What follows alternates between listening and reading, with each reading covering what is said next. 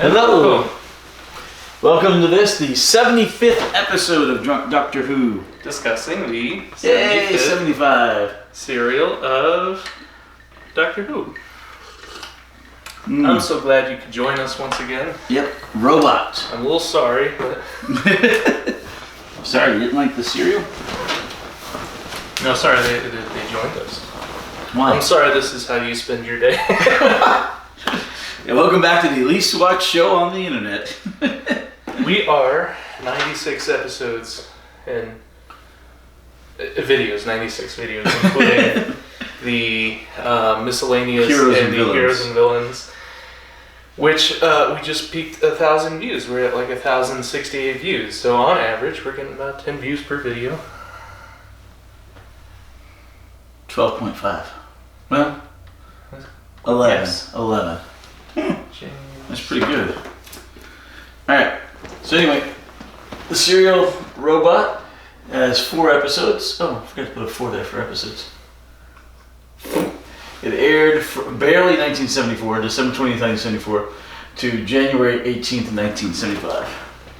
The companions are Sarah Jane Smith, the Brigadier, Alistair Gordon Lethbridge Stewart, Lieutenant Harry Sullivan, new companion, and of course Sergeant Benton. I gotta fit Benton in here too. Yes, you do. I don't have room for Well, you use another 4 line. companions. Drop antagonist or something. There we go. Alright. Now I have to spell antagonist again. And Antagonist. oops. I get all excited with the end. Giggity. Sometimes I'll like kind of weave in cursive and non-cursive, so like I'll put too many humps on my N or M. You ever do that?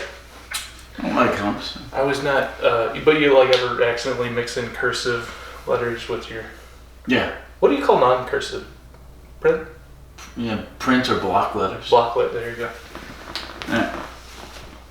That's an old-fashioned way to say it. Okay. Analog.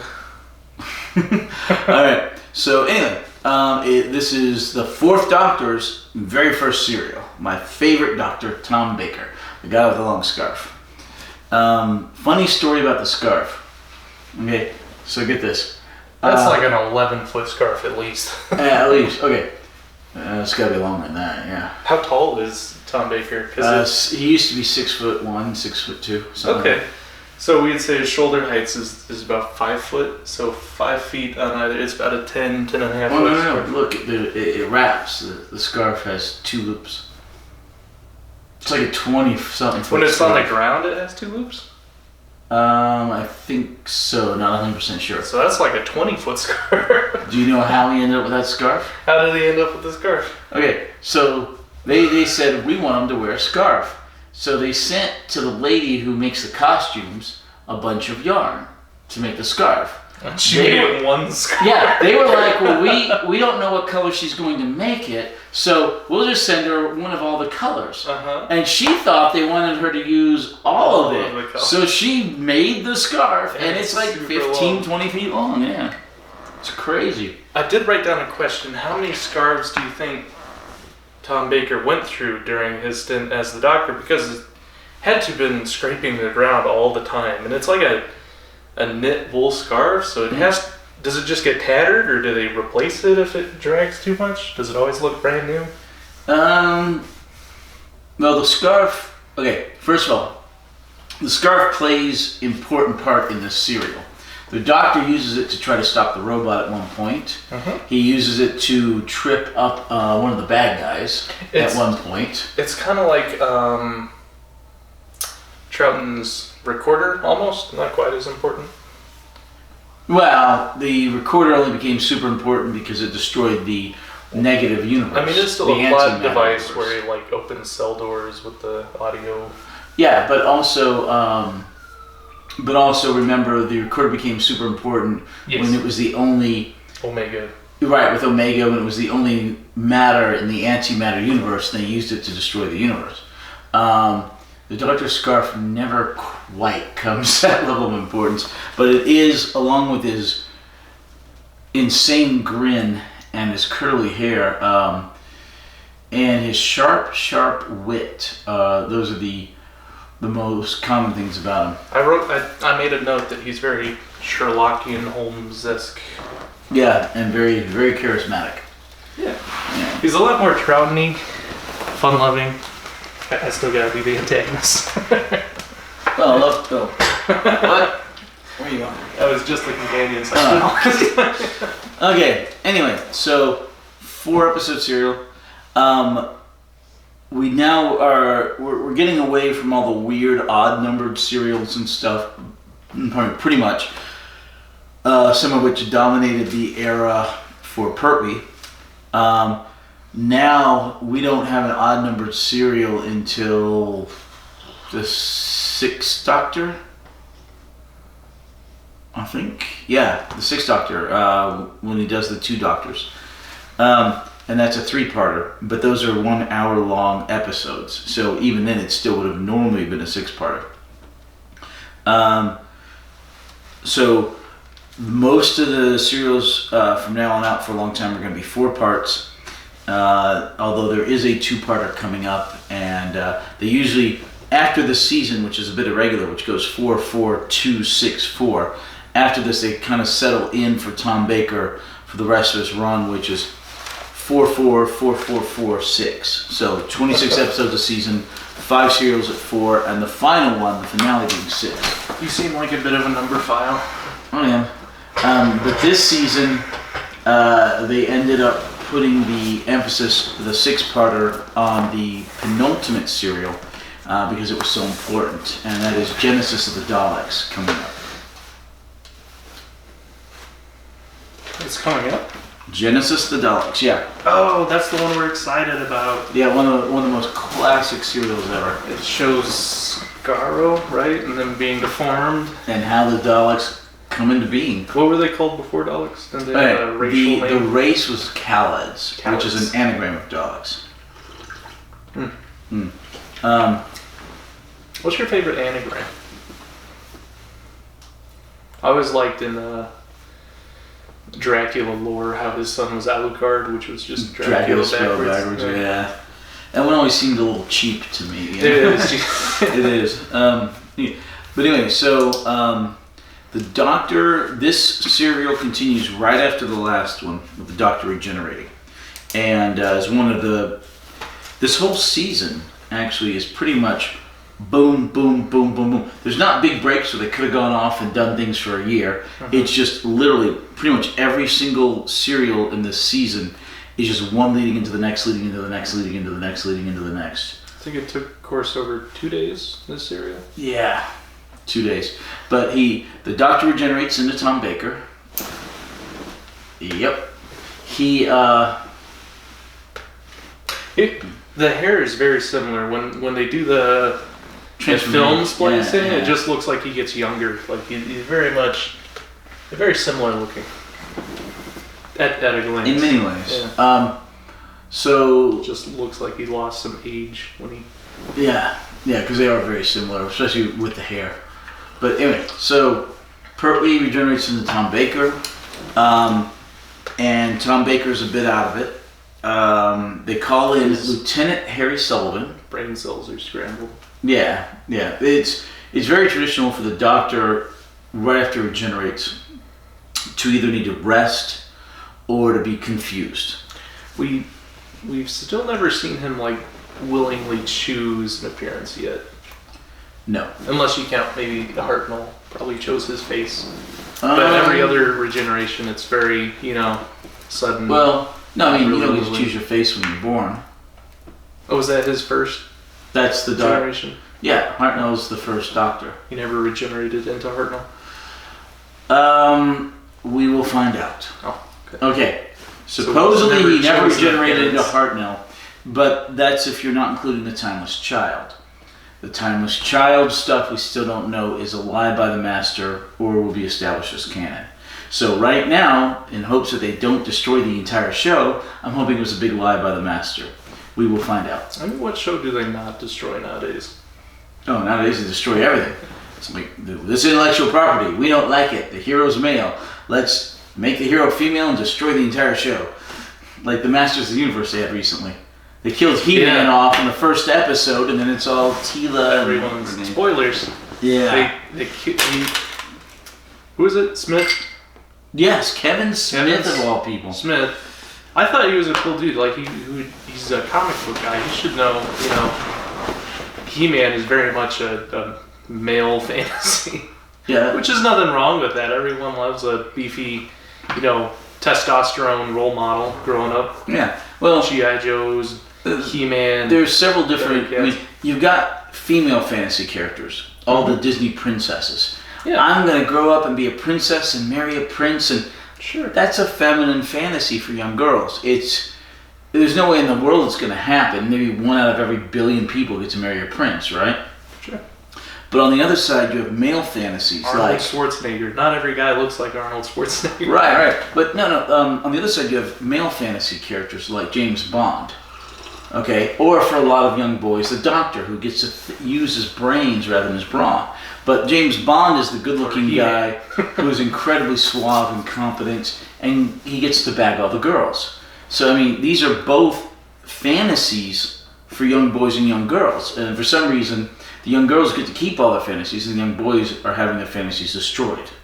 We'll see what happens in the next James Bond movie, It's like the Boy Scouts. You can't have a thing for men or for boys anymore. Right, so it's just called Scouts, but they get to still keep Girl Scouts. It's a horrible double standard. Anyway. Yeah, you can have special. What are we drinking today, Heather? Yay! Magma Flame, because life is too short for bad tasting alcohol. Twisted tea. Nothing much changes. Yeah.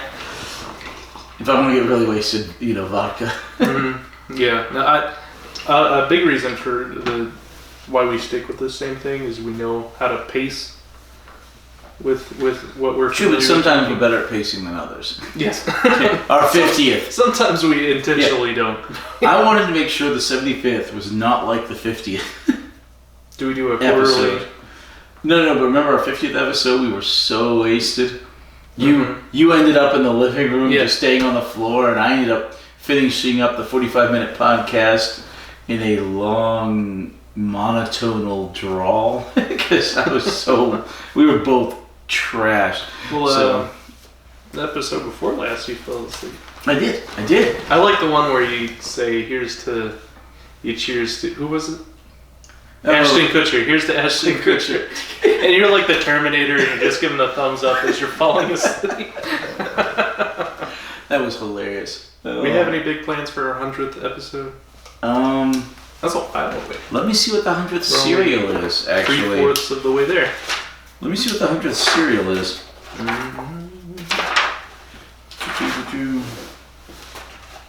I'm surprised that we've stuck with the cereal episode number so well so far.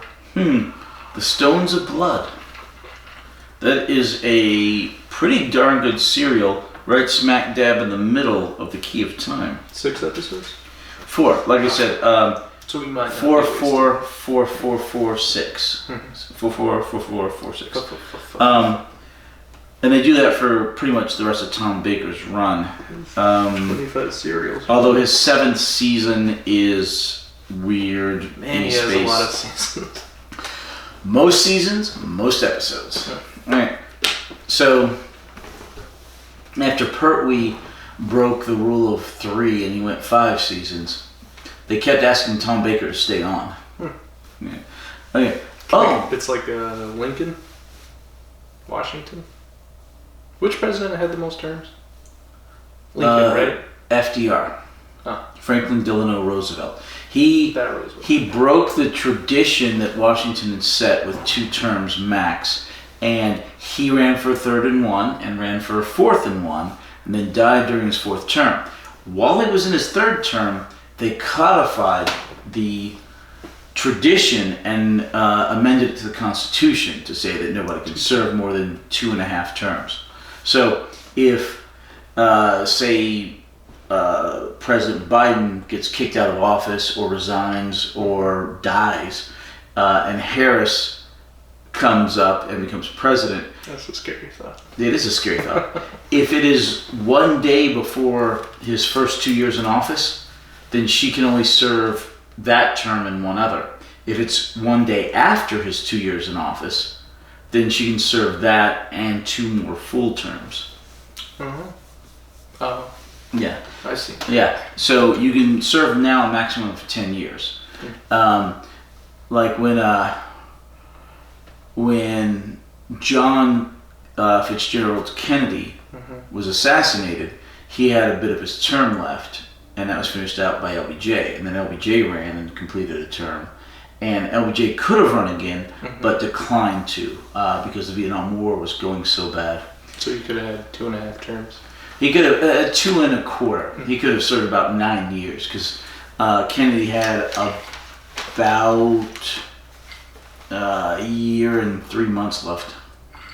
Do you think presidents should have more than 2 terms? Because right now, America is in this tradition of like Republican, Democrat, which makes our international policies very hot and cold. Like when we keep swapping every. Well, true, but generally speaking, 2 terms. With the not trying to get too political. There's We don't want to get an political. amount of inconsistency with our policies because we Well, always. okay. There's a couple of ways that that's supposed to be stopgapped, right? One is that generally speaking, they get to serve 2 terms. Okay, Carter was a horrible exception, and for Trump, I don't want to get into it, but the election was flat out stolen from Trump. But basically, it's ever since the World War II, it's been 2 terms for the one party, 2 terms for the other party. 2 terms for the one party, 2 terms for the other party. The only exception that was beneficial was Reagan-Bush for the Republicans, because Reagan was so loved and Bush ran as a 3rd term for Reagan, but he did not govern like Reagan. He was way too moderate. So that was 3, and the negatives going the other way were Carter and Trump. So thus far, Trump's going to, I think, try to pull a Grover Cleveland and run again and have 2 non-consecutive terms. But yeah, it's when you have 8 years, that helps a lot because it's at least a term of policy. But yeah, it does. International. Right, it does. Like other countries still hate that because it's always. Well, true. But another thing is more funding for gender studies, less funding for. Right. Well, another thing is that treaties and large projects are supposed to be completed because Congress has the budget.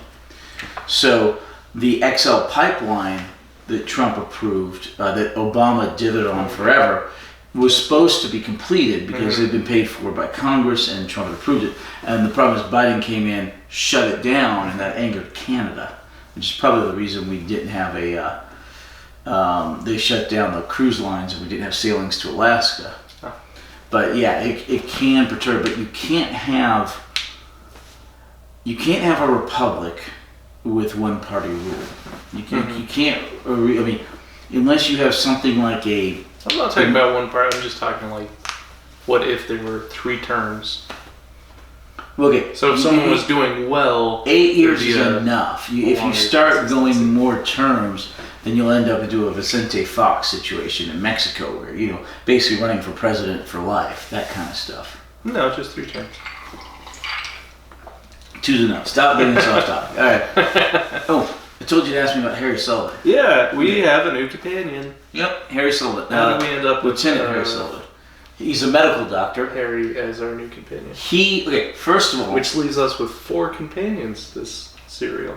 Well, this serial, but they leave behind Benton and the Brigadier at the end of the serial. I don't consider Benton a companion. He's a companion. I don't consider the Brigadier a companion. He's a companion. I think our definitions are a little different. They both rode with the Doctor in the TARDIS during the 3 Doctors. That's all it takes. That's all it takes. Alright. So anyway, Benton's like okay. And Benton got a promotion this serial.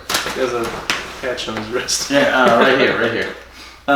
Anyway, so do you think that's inverted? Was it actually this wrist? Because when you're looking at it through the no, I think it was this right. Okay. Is it mirrored or inverted? When you're.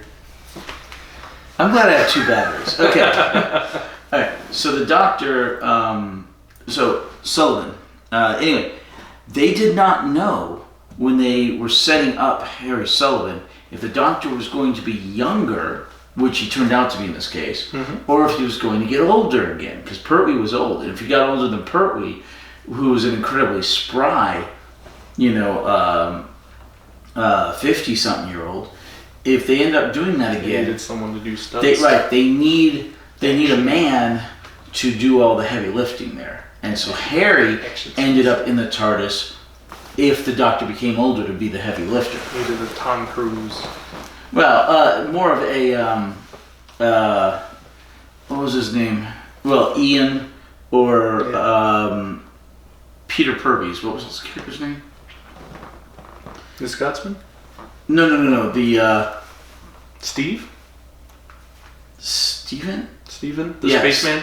Yeah, Stephen. But when the actor's older, the Doctor's older, they want to put a man there to do whatever, busting down doors or something needs to be done. Yes. So that's... It just so happened Pertwee was older, but he could do it anyway. Okay. Yeah. So what you're saying is Harry's not going to last because they don't actually need him like they thought they might? He lasts for about a season. So not as long as Sarah Jane Smith outlasts? Oh yeah, Harry? She's already been there a season. Right. She's going to go through this season and into next season. But Harry's gone around the end of the season. Mm-hmm. But yeah, he sticks around for a while, and he is... The three of them, I wish they kept Harry on longer, because the three of them are almost a perfect TARDIS team. Oh. Yeah. And I like Harry. It might be his military training, but when the Doctor tells him, don't do this, he doesn't do it, unlike every other freaking companion. He's a soldier, like, who's the blonde one? The blonde one? The Navy guy. Oh, Ben Pollard. Yeah, Ben. Well, yeah, the thing is the vast majority of companions, with the exceptions of like Jamie, Harry, most of them are like, the Doctor will tell Harry and I think you'll see this actually in the next serial, he'll tell Harry and Sarah Jane will stay here, and the Doctor will go do something, and Sarah Jane's like, I want to go follow him, and Harry's like, no, he said we should stay here, let's stay here, and I'm like, thank you. Here's the hyper-knowledgeable, hyper-intelligent, hyper-competent guy. Listen to him, He's the R2-D2 that stays on the ship. Have you heard about that? How, like, in the prequels, R2-D2 always does what you tell him to. He stays on the ship. But in the first trilogy, he would never stay on the ship. The original trilogy. Yeah, and with Luke. So they say that's because the last time R2-D2 stayed on the ship, it was when Anakin became Darth Vader and he lost his owner. So that's why he never stays on the ship anymore. Because he doesn't trust his... Okay, we'll get our own R2-D2 soon. He's called K9. I think that's sad, though. That's why Luke says stay on the ship, R2, and he doesn't. Yeah. He's afraid he's going to lose Luke. Like he lost Anakin. Well, like I said, we'll get our own R2-D2 soon, called K9. Really great companion. Okay, so... Let's talk about a robot. Or we should do the recap first. Yeah. Speaking of robots, there's a robot in the serial, if you couldn't guess by the title. Robot. Okay, so this one feels like it should have been part of Pertwee stuff, because they're still with Unit and all that. Because at the very end of the serial, they just take off. The Doctor, Sarah Jane Smith, and Harry Sullivan. Back to being more classic Doctor Who, I'd say. Yeah, where they're running around. They're not stuck on Unit's not a very classic scenario, but I love Unit because just the scale of it. But you have vehicles and a ton of, a unit of soldiers. And like the last serial, the big giant chase scene that lasted for... Yeah. It lasted for all of episode 2. That was a lot more James Bondish, but... The dynamic of Unit is great. Tank. And is considered a super classic era for the show now. And they bring them back in the modern stuff too, which is really neat. Headed by the Brigadier's daughter. Because nobody has sons anymore. But yeah.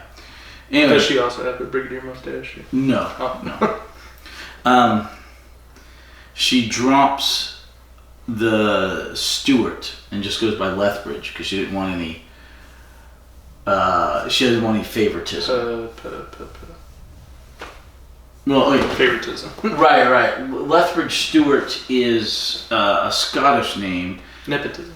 And That's the word I was thinking. with the Scottish names, you have your name and your clan. That's why it's a two-part name. You have your name and your clan. Mm-hmm. So the surname is like Lethbridge and the clan is Stewart, or the other way around. So she just, in the modern days, it's not as important. So she dropped, I think, the Stewart and just went by Lethbridge, or the other way around. I think it's Lethbridge, though. So if I went by my clan name, I'd be Hensley Drunkard, or Drunkard Hensley. I don't know. Are you Scottish at all? I don't know what my clan's name was. Native American. I'm about an eighth Scottish. I think I have 2 Native American clans with me. Tribes. Yeah. Okay, so anyway, the doctor wakes up, or the doctor transforms. This time the brigadier's like, oh no, he's done it again. And she's like, what? Sarah Jane's like, that's the doctor. He was the doctor. And the brigadier's like, yep, he's done it again, that's the doctor. So they send for Harry, who they set up in the last serial. You hear him call Harry in the previous serial, but Harry never shows up. But they're setting up the character. Oh. Remember that? I don't remember that. Okay. Do you think they can hear that on camera? Yes. Okay. Okay. The room isn't as echoey as you think it is, but this is a really kick-ass microphone. I gotta It picks up everything really well. pick up some more sound foam. Hey, you really don't have to. If we're gonna add it to the ceiling or not? No, you don't have to. This room is not that echoey. I've especially asked the you microphone. about 5 times and you said yes and then no and then yes and no and yes. I don't know if you say yes to a sound foam when you're drunk and no when you're sober, Or vice versa. or vice versa. I don't know when to bring sound foam. Okay, so I'm gonna write down no as our final answer. Is that good? we're good. We're Okay. good. No more I sound have foam. a corner there, which is really cool looking, but we don't need any more. Because we do have a couple pieces. We do have a couple pieces. I but- just didn't know if we decided on whether or not we're doing the ceiling. Nah, the room's not that echoey. It's What about the partisan we're gonna set up behind the camera? No. if I find something I like, I'll grab it, but I think we're good. Okay. Once again, it's not that echoey. Okay. It really isn't. I'm gonna put some sound foam in my room for like recordings, and I'll get extra so that you know if you ever do need any, it's on hand. It's available. Okay. Okay. All right. Just so we're ready if things ever change. Okay. So anyway, You ever think about doing like a podcast mic where we bring the mic like right here, like a mic arm, like on the table? we could, but then if we looked at the camera, it wouldn't catch it as well, would it? Well, they have different recording patterns, like cardioid recording patterns, to which is Okay. it's a yeah. Okay. All right. Let's go back. Okay. So anyway, the setup we have is fine. All right. So the doctor transforms. He regenerates. They call for Harry. Stop that. They call for Harry, and there's this great scene where the doctor is trying to leave. He wants to get in his TARDIS and go, and Harry. You talking about how they took him to the Infirmary. Infirmary. No, I didn't. But they took him to the infirmary. Makes a break for it. He's a crazy man in a medical gown and his jacket. Yeah, and his boots. It looks He like always keeps the TARDIS key in his boot, right? Yeah. I remember when Pertwee regenerated and he's like had the death clutch on his TARDIS key. Yeah. What's Traveling hilarious into is Tom Baker's initial scenes look very much like he's like Harpo because of the gown he has on. That famous scene in Expressions. one of the which movie was it? Where Harpo, they're doing the dance in front of the mirror. I don't think I've seen any of those movies. I need to show you some Marx Brothers movies. I've seen the Duck Soup. Duck Soup. Yeah, I showed you that one. I think you might have shown me one other, but that's about it. Yeah, but yeah, great expressions on Tom Baker's face, and Tom Baker just starts out and you feel like he's the doctor. He shows you every single one of his teeth. Yeah, big mouth, big teeth.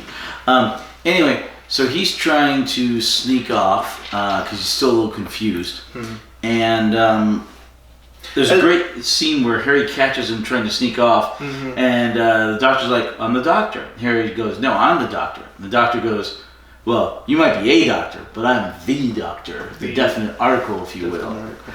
Yeah. We've seen in the past where there's some link to the Doctor and the TARDIS where he relies a lot on being in the TARDIS when he regenerates to sort of come back to reality or terms or figure out his personality, because he goes through his bin of things in the TARDIS, his costumes and his artifacts and his journal. Like we saw that with Hartnell to Troughton. Big time, yeah. And then Pertwee really struggled because he's separated from his TARDIS, so he goes on that mm-hmm. run through the hospital and eventually finds himself when he's just looking through the wardrobe of the regional doctor in the car, and that kind of... And when Tom Baker regenerates into the fifth Doctor, it's even more so. Literally, he has to stay in the Zero Room in the TARDIS to survive. Oh, you're talking about the next Doctor? The next regeneration, yeah. This Doctor, he's going through his wardrobe. Yeah, and he comes out, he looks like a... Viking soldier. Yeah, Viking soldier. French royalty or something? Well, it's the playing card outfits. Oh. Yeah, you seen those, the playing cards, they got that kind of outfit? King, queen. Yeah. And then the...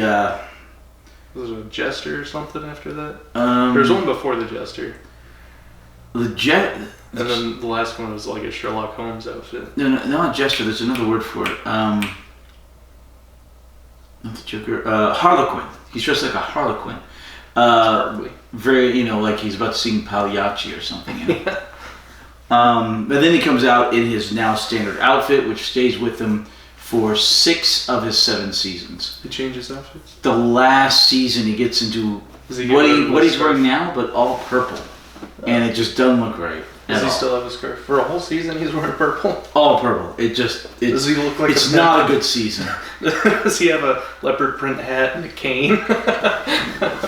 It feels like it, but no. That's the worst of his seasons, because it got into the realm of Jonathan Nathan Turner as a showrunner, and it starts... We don't like him? Going down. No, it's not that I don't like him. Is that when the budget started? Yeah, in the 80s, he became the showrunner, and basically he wanted to leave, but if he left, they couldn't get anyone else to do it. So he stuck with the show that he loved, which he really didn't want to keep doing, but because that was the only way it would continue. So he was caught between a rock and a hard place, because they were trying to get rid of the show on the one hand, but he wanted it to continue, he wanted it to continue despite that. And just like The Simpsons, there have been slumps of seasons. There's a lot of the 80s is a good slump, mm-hmm. but by the end it started getting really good again. Sounds like Sam Raimi's Spider-Man, where you have Tobey Maguire, the first Spider-Man, and the second Spider-Man. They're super popular and successful, but he was doing them back to back to back, and he was just burnt out by the second one. But like, it's so successful, you have to write a third one. He's like, I'm pooped, I can't write another script. And then we end up with Sam Raimi, who's really is passionate about Spider-Man, but he was so burnt out that it just culminated into the worst Spider-Man movie ever. Yeah. Also, a lot of Sony's interference with saying, "Hey, you need this villain and this villain." Oh yeah, you gotta have them. You gotta have Sandman. You gotta have this. It was just bad. Okay. Anyway, so the Doctor finds his voice. He finds his wardrobe. You ever notice we talk about Spider-Man a lot? You talk about Spider-Man a lot. Podcast. I do talk about Spider-Man a lot. It's all right. And then he finds his memory. He suddenly remembers Sarah Jane Smith and the Brigadier, and then he's like, "Hey, what robbery?" Because there was a robbery that happened. He was trying to run off in the TARDIS, and Sarah Jane Smith was trying to get him to stay. So she was trying to intrigue him with, "There's a weapon that's gone missing." His brain's kind of scrambled. He's not paying attention. He does all the outfits, and he comes out. And he's like, "Didn't you say there's a mystery?" Yeah. So anyway, yep. Okay. So the Doctor and so anyway, earlier on, there's a scene where this robot approaches a place. He has bug eyes. Like 1,000 different. Yeah, it looks like a fly's eyes, but it looks like he's got the pincer hands Lego from hands. the Ice Warriors. Ice Warriors. But because it's a robot, goes and he kills a guy. Very thin wrists, very strong Well, thin wrists. It's a big arm, which is the actor's hand up to here, and then you have a little deal, and then the claw. So, and the actor probably has a thing which opens and closes the claw, like those little hands. Like the dinosaur hands for reaching. Yeah. So anyway, children's show, like 3 people die this episode or something. 4 people died in the first episode. Mm-hmm. We ended up with 9 on-screen deaths, and then 3 people operating a tank died. The tank was on screen. They weren't quite on screen. Well, we've been in that situation where we see like a spaceship explode and it implies that 100 people died or something. Yeah. So I don't really count the tank operators, but it's implied 3 more people died. But we see 9 people die in a 4-episode children's show. It's very gory, yeah. Very violent. It was back when they thought children could handle things before they decided to give everybody participation trophies now. Children can't handle things anymore. Actually... Children also just keep, you're 23 years old, you're still a child now. 26, yeah. Living with mom, having college. Well, that's the reason. The reason kids can't handle something is because they've been padded all their life. They've not seen or dealt with any of this stuff, and they've had the helicopter moms and all that stuff. You ever watch Black Mirror? Yes. I just watched a great episode. Really sad. It's called Archangel, and this mother she's a single mother, so she's super protective of her single child. Mm-hmm. And she installs this chip in her brain called Archangel or something, and she can see through her optics, and it constantly with the little bubbles. Yeah. You've seen that one? I've seen. And she filters out her view for things that increases her heart rate, so she filters out the dog that's barking at her, and what happens is she's just not integrated with society. She can't deal with stress. It's sad. The first 3 seasons of that show are pretty darn good, and then it takes a bent that I don't care for. Yeah, season 4 was pretty weak. Yeah. I skip around a lot. Okay, so anyway. Do you know what the term Black Mirror is? I heard this the other day. What is the term? Black Mirror, they said that term means blank monitor. So when the TV or your computer monitor goes black, you can see a reflection. And it's like a black mirror. I never thought of that. I said so in the comments, and then a whole lot of people said I was stupid for never thinking that. Apparently that's obvious. Like the TV right there? Yeah, it's a black mirror. Mm. Is it a common thing? I'd never heard that expression before. Me either, but if we ever ended up watching Doctor Who in here and having the camera on us for straight reactions, that'd be the way to go. We should do live podcasts. Okay. That would be the great. problem comes You can't have those on Twitch. Don't care. That's why I don't post on Twitch.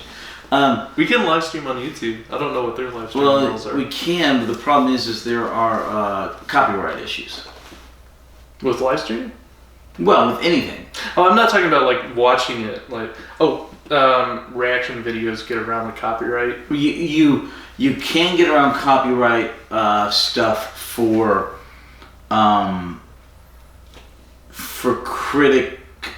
criticizing something, for being a critic at looking at something, but even then, only so much. You can't have the entire. We couldn't film us and show basically in the background the entirety of the serial. We'd have to cut it up. It happens a lot. Yeah, it's a very popular thing on YouTube. Awkward Ashley does.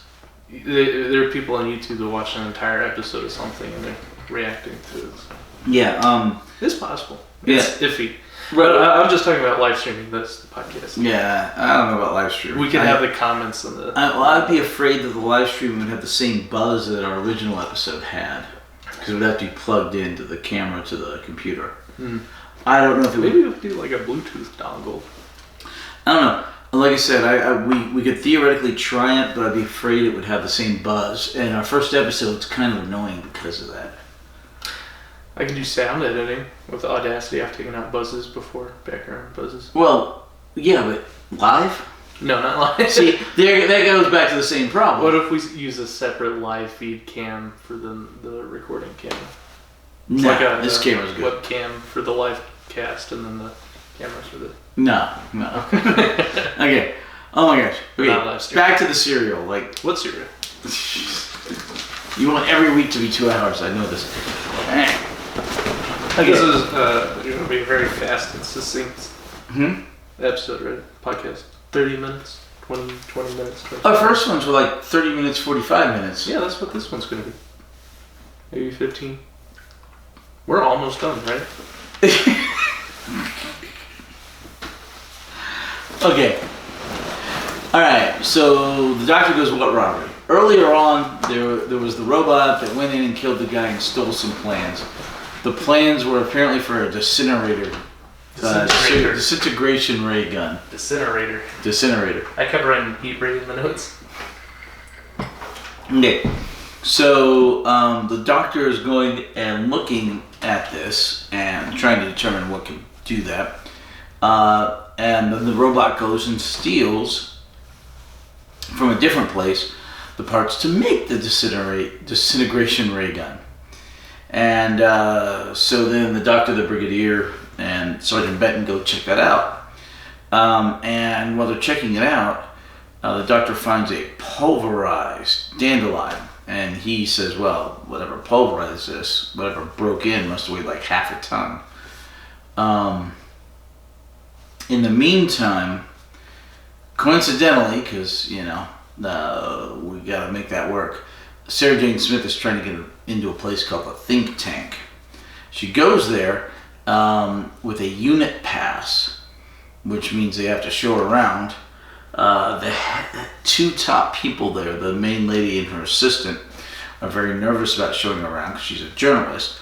But she manages to wiggle her way into several places they normally would not have shown her. And in one of them, she slips on some oil. Apparently there was a robot there recently. So this area was worked on by Professor Kettlewell, or Dr. Kettlewell. He had left Think Tank some time ago. Apparently the last project he was working on was the robot. So, the doctor and them, they're looking for a robot. They're looking for something anthropomorphic that can do all this stuff. And then Sarah Jane comes in after she'd gone back and actually encountered the robot, which is the end of episode 1, is she manages to go back with her pass, which still has 10 minutes on it, sneak in to see the robot she wanted to see, and then the robot comes out and, threatens her. End of the first episode. Second episode, the bad guys, K1, Kettlewell, Winters, Jellicoe and Winters. I was just complaining to Liz about how off topic you get us, and I try to rail you in. What? I'm trying to succinctly recap the episode, and you keep, distracting me. Yeah, project too much. Okay. So Winters and Jellicoe come in, and they're like, "Look, yeah, this is the robot you wanted to see. We set up this deal for you to see it because there's a lot of stuff happening in these episodes. They're pretty at a good clip. What do you call it? Backtracking? They're trying to cover up for how she discovered the robot, so they're making excuses to say, "Oh, we're playing a prank on you." Yeah, because we found out you were here. We came off so aggressive. You'd come back here, and the lady's like, "Do you want to see the robot again?" Winters, and she goes, "Yes, very much." And so Jellicoe goes, and he's gone apparently a long time.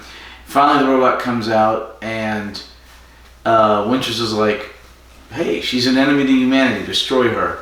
And then the robot starts freaking out because it wants to just obey the orders, but at the same time, it can't. Conflict. Yeah, it can't defeat humanity. This is one of the Asimov principles. Never harm, only serve humans. Yes, serve humans, never harm humans. I forget the other one. Obey orders or something. Are you afraid of robots taking over society? Like Artificial Matrix style or intelligence, something? yeah. Never thought of that. Humanity being displayed. Never thought about it? I feel like that's a very popular topic. Well, I mean, you watch things like Terminator and Matrix, and you figure, someday that could happen, but I don't quite think we're there yet. So at first, you have these laws and rules that says robots will never hurt humans, only serve humans. But then, conflict, war, they're going to make war machines. They're going to be like, oh, harm humans. It's just all downhill from there, right? I think other things are going to happen first. But I agree. I think society's going to collapse well before we get to the point of any sort of android that passes the uncanny valley test. What do they call that test where you can't tell if you're talking to a human or a robot? I forget, but I know of the test. I don't think we'll... Okay, so anyway, so the robot starts... He distracts me all the time. So the robot starts to freak out because it's been given an order that countermands its prime directive. Where have we heard that before? Where have we heard that? Star Trek. Although to be fair, Star Trek used that term 7 years before Doctor Who used it. Okay. Is that one of the movies? No, the original TV show. I didn't watch a whole lot. Okay. I grew up with it, and then when I was 18, like, The Next Generation came out. You didn't like that? No, I love The Next Generation. Oh. I didn't care for the stuff after that. Voyager and Deep Throat 9 and all that stuff I did not like. I didn't know you liked any Star Trek. Yeah. Are we going to have a Star Trek podcast? No, it gets really bad. I'm not willing to watch through Voyager or watch through Doctor Who. all the later crap. True, but Doctor Who got bad much, much later. Are we ever going to watch the Star Trek movies? Maybe. God. You ever watch them for bad movie night? The bad ones? 5. You could easily watch for bad movie night. Oof. Okay. See what I'm talking about? Always up. Yeah, right. Okay, so the doctor says, hey, I'm looking for a robot, and Surgeon Smith comes in and says, I just saw the 7-foot robot. And I was like, that's it. We need to go there. We need to check this out. And Sarah Jane's like, well, I can't go back there. And the Brigadier's like, well, I can't raid it. But then they said, well, we need to get a man on the inside. And Sarah Jane says we need a scientist. And the doctor goes, or a medical officer. Yeah. So they end up sending Harry Sullivan in as a medical guy, checking on all their records. And the doctor and the Brigadier go in, the doctor's, the scientific advisor to UNIT. So they go in and they're looking for the robot. But they've already talked to, Sarah Jane had already talked to Kettlewell. And Kettlewell's like, well, I told him. Wiry. Is that his real hair? Oh my gosh. Do you think he always wears Epic it like hair. that, or did he style like that for No the clue. role? No clue. Epic, frizzy, big, white Mickey Mouse ears hair. Wiry, yeah. Scientist. Yeah. Crazy old scientist. Yeah. Little short little English dude. You ever think about styling your hair that way? Growing it out? No. No, I like to keep my head pretty much bald. If I'm growing hair, it's my beard. I feel like that's a popular look for like 60s, 70s mad scientists because it's very cerebro looking, like they have a giant intellect right now. Yeah. We've already stated that this serial has a lot of the 80s stuff in it, like the change of clothes scene, stuff like that. Yeah, there's the different clothes Well, montage. this is, we're in the 70s, 74 to 75, this is the mid-70s, You think that's being played in fast forward, or does the doctor just change clothes that fast? It's gotta be fast. Okay. Yeah, the implication is he keeps coming out real quick, but it can't be the case. Then the Brigadier has more patience than I thought he did. He's been standing there for for however long. All right. 2 minutes per outfit, 10 minutes. So anyway, so the doctor goes in and says this is where Kettlewell worked, and I want to see the robot, but Winters claims the robot has been destroyed. When it hasn't, it ran off to find Kettlewell because it keeps being given these orders against its prime directive.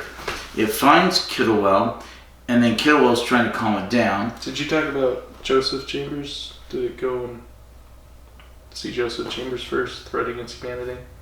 Once they assemble the disintegration. Okay. I didn't talk about that. That's the next step. Okay.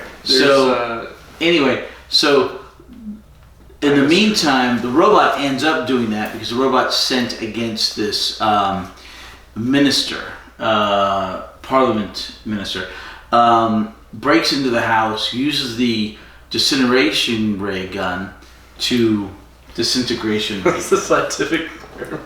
Disintegration ray gun. Yeah, to break through walls, kill him. I mean, we're at a fourth or fifth death, and then destroy this. What's the name of that stuff? Dynastrine safe. Is supposedly that a real impenetrable stuff. Material that's made up, right? Dynastrine. That's not a real thing. Dude, okay. This is going to be a disjointed podcast. Forgot to talk about when he got the guidance system for the ray gun. Oh, when he drills up. Yeah, they drill up from the bottom. So there's 3 different break-in scenes. We have him walking in through the electrical fence, crush the dandelion. 4. There's the first guy they kill to get the plans. There's the guy that they kill for the materials. To get the materials, and then the guidance system where they break through the bottom, and then the prime minister, or not prime minister, the minister of parliament. A manila folder of we don't know yet. Yeah. Nuclear codes. But nuclear codes / state secrets. So anyway, so to get the guidance system for the gun, skipping back a bit earlier in the episode, they completely surround this factory they could all have. And aerial patrols and stuff. Helicopters. Land, sea, or airs. Yeah, it's like it's impregnable. Just and like unsinkable. The doctor's like, yeah, it's like unsinkable. Well, what's wrong with unsinkable? Well, talk to the, that's what the iceberg said to the Titanic. Glub, glub, glub, glub. Anyway, so the robot ends up getting in, breaking in underground. Gets the guidance system to later on use as part of this disintegration ray gun. Disintegration ray gun. Yeah, to break into the safe to get all the state secrets and the codes for the nuclear arms. Anyway, so after that, the robot's freaking out. About the nuclear legs, though. Only the nuclear arms.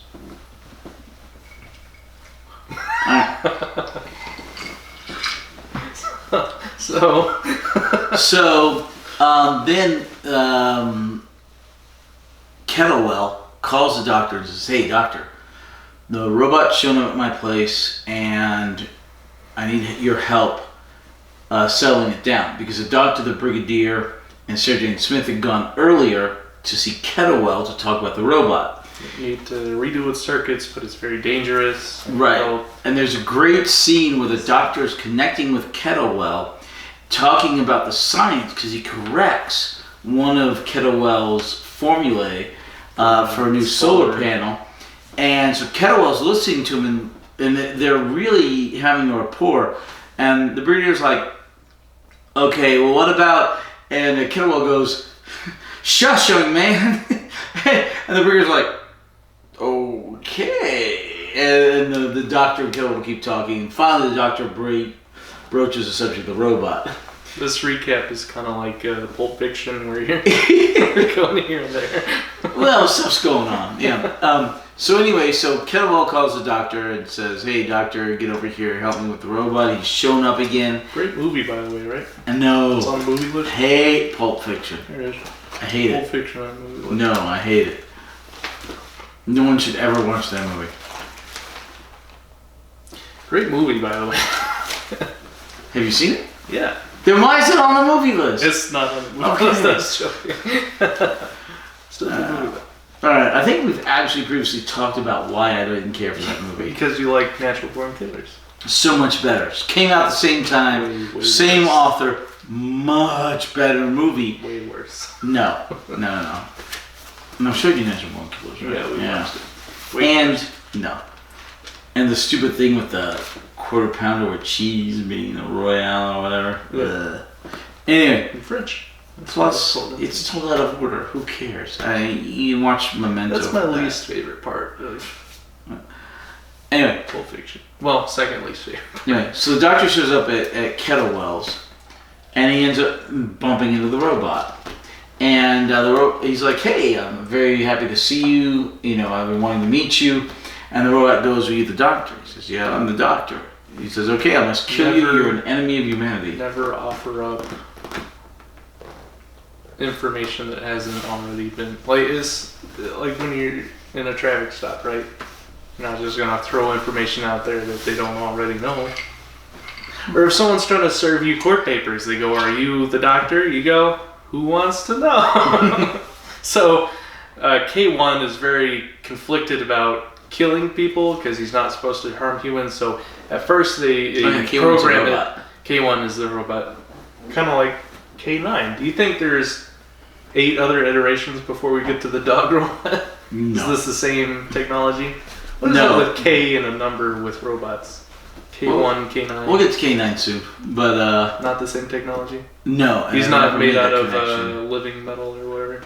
Oh yeah, we'll get to the living metal here soon. So, the robot conflicting with his prime directive of never harming humans, at first they get around that by programming it to say, well, this guy is a threat to humanity, so you have to kill him because you're supposed to serve humanity. Mm-hmm. Now you see him struggling with that, so he makes certain that the doctor is the doctor because he doesn't want to harm anyone by accident. So it's kind of like he's serving him court papers. He's like, "You must confirm your identity. You are the doctor." And the doctor, for whatever reason, goes, "Obviously, yeah, I'm the doctor." And he goes, "Oh, okay, I have to kill you." Of course. And there's this really good 2 to 3 minute scene where the robot's trying to kill the doctor. He does not have this disintegration ray, but he's trying to kill the doctor by hand. And the doctor's doing everything he can to stop it. He tries throwing things at it. He tries throwing ball bearings under it. He tries to get out through several doors, which are all locked. He tries using a scarf to trip it. He tries throwing one of those winches at it.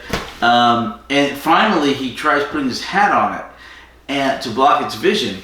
And then the robot stops. The doctor's like, "Hey, I stopped the robot." Goes up to it, and the robot was just being creative and tricky, and then hits the doctor. It's like, yeah, great job by K1. But then the doctor. One of the very few times we see the doctor outsmarted by someone. Yeah. So there's this great dynamic of where in the past you've seen this robot is just this superhuman, unstoppable force that just walks his way through the most secure bunkers.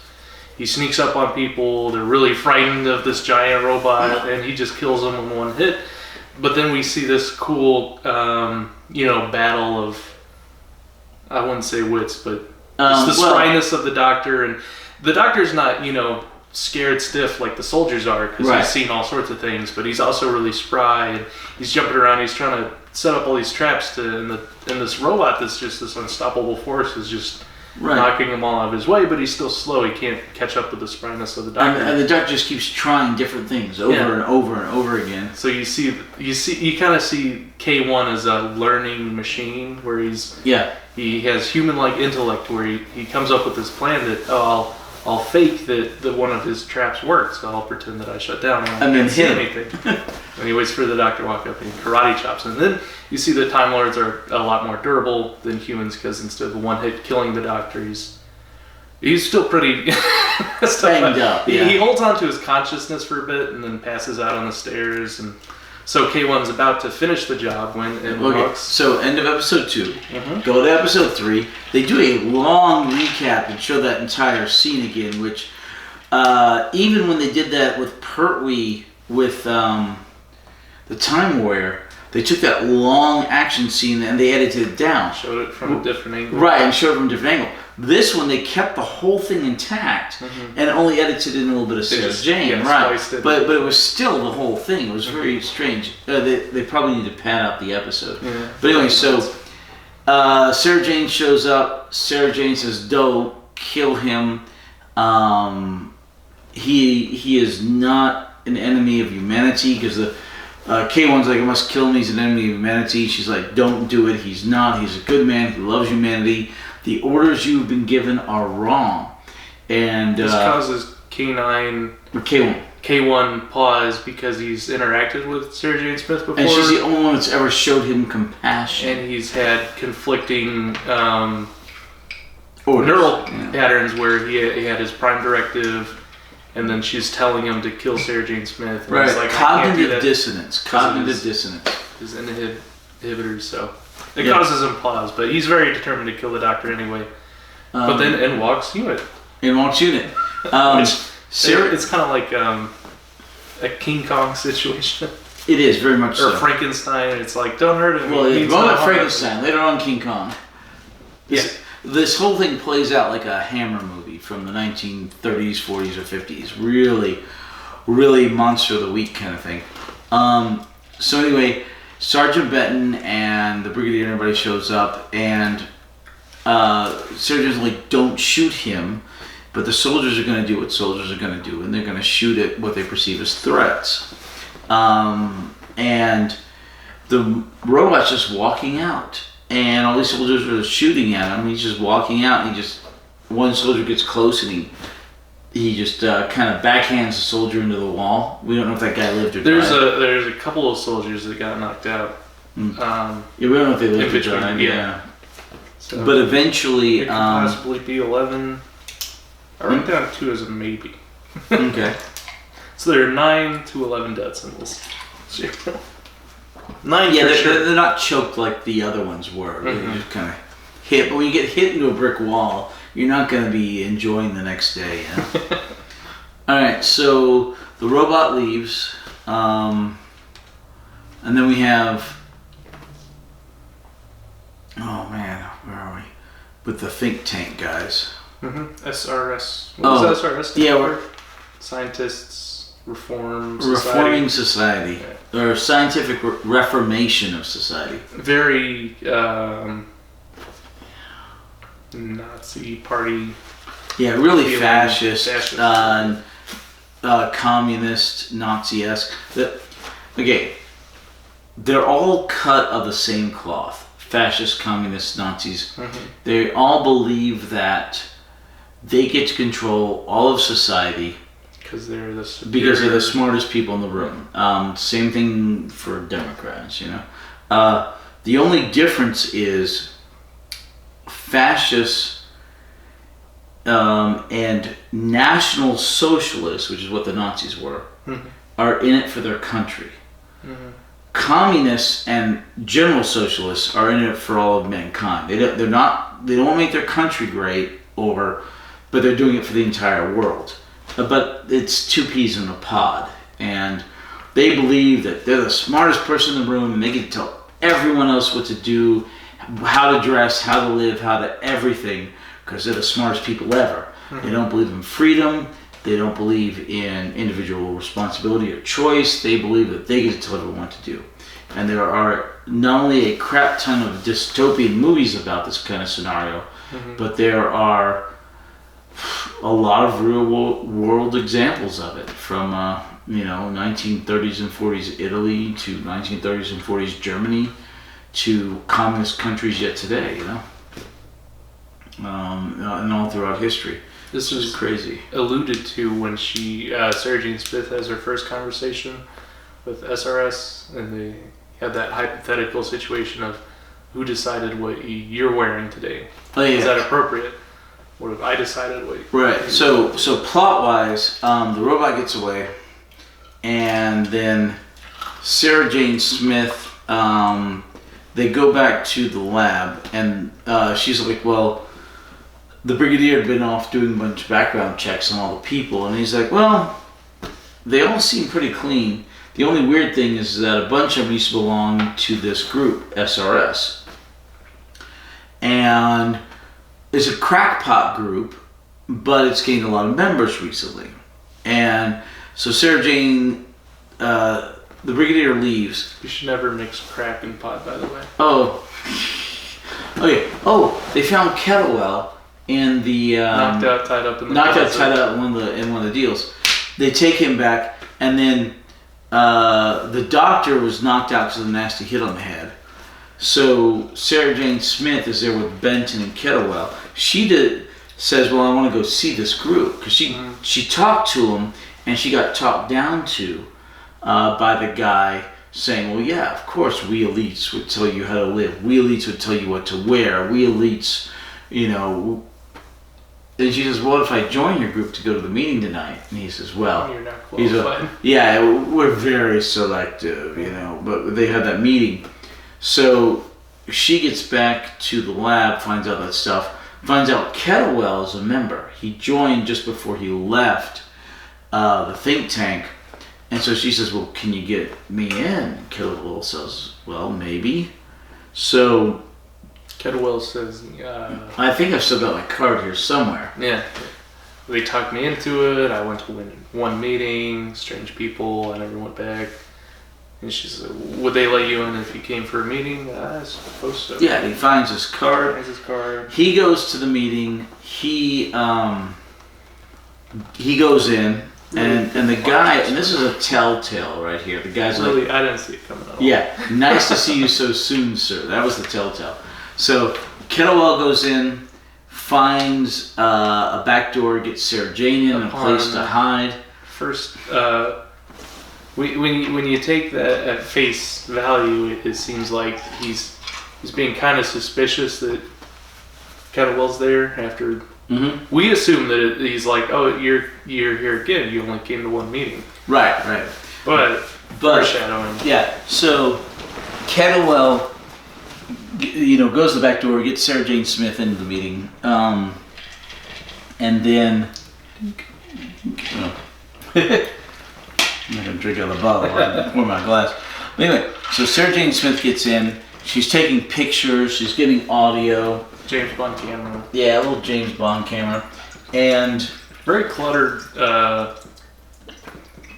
meetings area with just a bunch of boxes that she can hide behind. It looks like a very small theater, and I think the boxes are meant to represent like the buffet afterwards, or there's something in the meeting.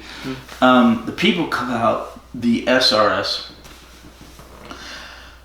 very fascistic in their symbols. That weird little up and down symbol. Their uniforms. The way Winters comes on stage and she's giving this big hype up speech, and it's very dictatorish. Well, she's using her left arm actually, but she's very.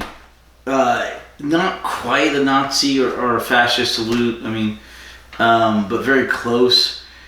And it's meant to mirror those images. It really is. But anyway, so she declares how they're going to take over the world. They've got what they need now. Everybody's going to have to listen to them. And then... It's all thanks to Kettlewell. And he comes on the stage. It's like, wait, what? All this time we thought he was a good guy. It turns out he's one of the main bad guys. Great twist. Never saw it coming. Yeah. He seems almost senile. Correct. Through the whole thing, he's a great actor and denier. But it turns out he's the brains behind everything. And Winter is the brawn. Locked himself up in the closet. Right. She's the... he did everything he did was to get ingratiated with the unit to help him along.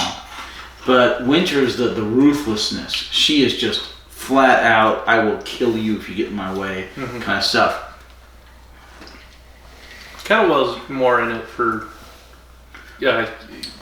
humanity's sake. Yeah. But he doesn't think they're going to go through with everything. He's just trying to help.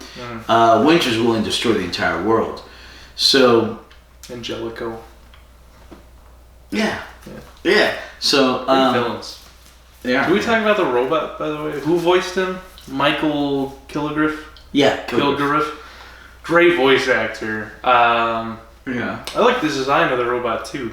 Yeah. Not only like the character of the robot, this smart, learning, conflicted emotion. It sets up something inhuman to where you can be. What is it? Where you can become human. Yeah. Yeah, or you feel it's pain. There's pain. Right, but it's very Frankenstein's monster-ish. I like the design of the robot too. It looked cool. Well, kind of wonky looking, thin wrists. The bottom half didn't match the top half, but still a cool design. Like I like the color scheme with the purple and the purple. Well, the red. I thought it was purple. Looked very purple. Okay. Look, red.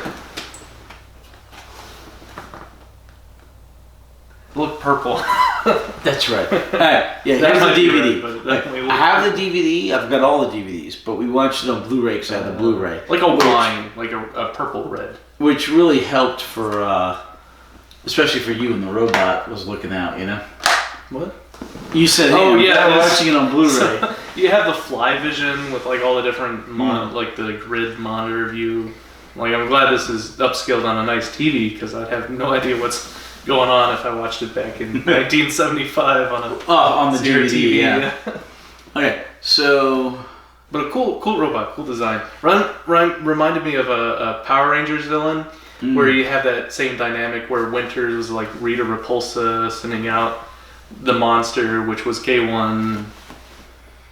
Yeah, I never watched Power Rangers. Great. I know you've got the 5 people, and that's 6. it. That's literally all I know. And really bad villains. Terrible, but great. Okay, so anyway. They made a show as a ripoff of Power Rangers and Ninja Turtles. It's called Tattooed Teenage Alien Fighters from Beverly Hills. That was the title of the show. It's a TV show. It's a TV show. I need to look that up. I think there's one season. You should watch a few episodes for Bad Movie Night. Yeah, well, there is precedent for that with Xavier. All right. So, so the doctor. They go, oh look, thanks to Kittlewell. Kittlewell shows up, and here's the intelligence behind everything, and our strength is the robot. And the robot comes out, and she says, and this robot will seek out and destroy our enemies. And the robot's like, seek out and destroy, seek out and destroy. And he obviously had identified Sarah Jane Smith hiding behind these boxes for the buffet or whatever. He goes. This was probably part of a plan because Kettlewell was the bad guy the whole time, and he intentionally let Sarah Jane Smith in on the meeting. So I guess there's a planned hostage situation or something? Yeah, which is what it becomes, yeah. In the meantime, Harry Sullivan or Dr. Harry Sullivan, had all the think tank people were leaving, and he ends up trying to hide behind while he's checking the medical records because he's trying to find out where they're going, and he gets hit on the head while he's talking to the brigadier. And get knocked out. He gets taken hostage. But anyway, so 2 hostages. Yeah. So the robot threatens Sarah Jane in the auditorium or theater of people. End of the episode 4. The doctor shows up because the doctor, the brigadier, and them all rushed off to help. No, not the end yet. Oh, not. The end of episode 3 is the tank. Oh wow. So they're evacuating the theater. They're confronted by UNIT. They're hiding behind the robot. They don't shoot they have a hostage. The doctor played dead. When the brigadier and them showed up and started firing, the doctor played like he got shot, and then Sarah Jane's went by and he winks at her. Yes. So the doctor stormed in after making the guy trip on his scarf. That was classic. He pulled out. I really liked all the artifacts he pulled out from previous episodes, like the numbers. To be fair, that's a common thing with this doctor. He does it again in Genesis of the Daleks. It's like, empty your pockets. Oh, this could take some time. And he pulled it. Yeah, here's a scroll, from Skaro. I've got the Freedom Medal, and here's this, and this. Here's an intergalactic passport. Do you travel much? Very fun. Yeah. Also, he has a staggering amount of clothing compared to other. Like, we see 2 and 3-piece suits, and this guy was just, not so in this picture, but he just seemed layered up. Yeah, okay, one of the great things about the Fourth Doctor, or one of the things I love, is his charisma, his joy, and his whimsy. So much whimsy. I'm more like Troughton. Well, like I said, Tom Baker's my favorite, Troughton's my second favorite. He's playing, he's singing, he's playing jump rope with Harry. Yeah, like I said, I think you will come to like this Doctor, but you make up your own mind, you know? That's the way it should be. What's the word? Knave or roguelike, where he's rakish. He's like a sleight of hand expert who gets all up in your face and is very fun and shaking your hand real enthusiastically, but really stealing your watch. That's kind of the situation we have with Baker, where he gets all up in Harry's face and he's singing and they're playing jump rope, and then later we find out they tied him up in the closet. Yeah. So, I'm gonna use the restroom. Yeah. You get us into episode 4. Episode 4. Yeah. So well, they're running out of the auditorium. They're taking shelter behind the hostage, Sarah Jane Smith, and K1. Unit opens fire at K1, but as we know, he's pretty impervious to bullets. So they get into the truck, and it's again that very tropey, frustrating situation where Unit are really bad at shooting things, or they don't think, and so they could have shot out the tires in the Jeep or something, but of course the bad guys get away, and we find out that they retreat to this bunker, and we have all the SRS scientists and the think tank people. They all retreated to this supposedly impervious underground bunker. So we have all the bad guys in this bunker. We have think tank, the SRS people, who are really all the same people. With their 2 captives, they have Harry and Sarah Jane Smith tied up in the basement of the bunker, like a supply closet or something. And K1's down there, and you have Jellicoe and Winters and Kettlewell, and we find out really what they've been behind this whole time is they're making demands of all the world powers, and they want power and control because they want to, take care of humanity and be in charge because they know what's best for the environment and stuff. So we find out that what K1 stole from Joseph Chambers, the member of parliament who had that impervious safe made out of, what was it called? The special metal, Dynastrine, that safe that they needed the heat ray to burn through. He stole that manila folder, had all the nuclear codes and government secrets, because during the Cold War or whatever, where they made the treaty to, ramp down the arms race for the nuclear arms, they decided to give both their government secrets to a neutral power, which was Great Britain in this situation. So you had Russia and America handing over the nuclear information. So they stole that from that safe, and they're using that as leverage for their demands, and they're saying, we will set off all the nukes and we'll cause nuclear fallout. And this is where we finally see Kettlewell disagree with Winters, and he's having his doubts, and this whole situation is obviously ramped up to a very hostile situation that he's not comfortable with. He's like, what if they say no? What if they don't meet our demands? And Winters says, well, we'll set off the nuclear weapons. And she's just absolutely mad. So she's like, we're going to better society and humanity and the environment by threatening to destroy humanity and the environment. He's like, well, what if they don't meet our demands? Well, we'll blow everything up. And then, so Kettlewell finally kind of snaps out of his evil machinations, and he's like, well, I don't like this. I can't agree with this. This is madness. I have to stop the machine. And so it's on this timer where they're going to launch the nuclear weapons. And meanwhile, Unit has surrounded the underground bunker, and they've made their approach. And there's this automated heat sensor machine gun with this impervious bunker. So they're at bay. Not quite impervious. They take it out with grenades. They do. Which then they send out K1 to be the defender of the bunker. And of course, K1 is impervious, and the Brigadier has this great line where he says, just once I wish we'd face an alien menace that isn't impervious to bullets. Yeah, great line. Phenomenal line. Like, well, how are we going to get past K1? And the Brigadier says, I have something that I think will take care of it. Well, hold on. First of all, Sergeant Benton says, well, wait a minute. When Sarah Jane Smith was talking with Kettlewell, he had mentioned that he might have a thing that eats and breaks down metal. And he goes, well, but never mind. The doctor's like, wait a minute. Wonderful idea. Wonderful. Sergeant Benton really shines. And the doctor goes off the doctor takes off, and the brigadier looks at Harry and goes, yeah, maybe you should go with him. And Harry runs off to go with him.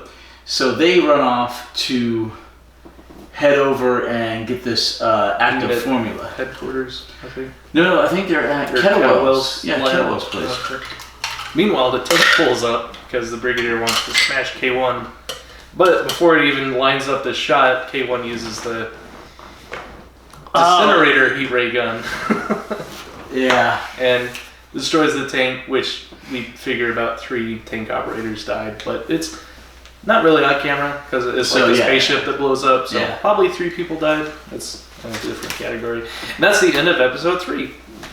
Right. So previously what we talked about how Kettlewell had his freak out about them holding the government hostage with the nuclear weapons. They're going to try it. They actually are going to blow up. Yeah, he's like, what if they say no? And she's like, simple, we'll use the nuclear weapons. And he tries to destroy the machine. And they stop him. And Harry and... Harry's a hostage. He goes with Benton to the laboratory. Because Harry and Sarah Jane Smith are in the bunker as hostages. Tied up in the supply closet. So the doctor and Benton are making the...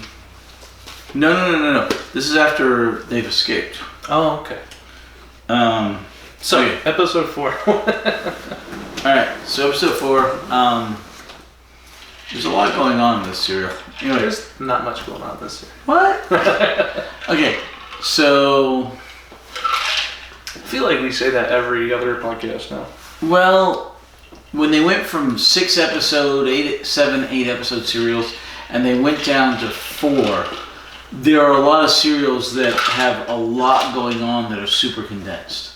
So I used to fall asleep during serials. Now we're moving at a breakneck speed. I'm trying for a lot of them, yeah. Keep up with the notes and everyone's names. There are a few serials that they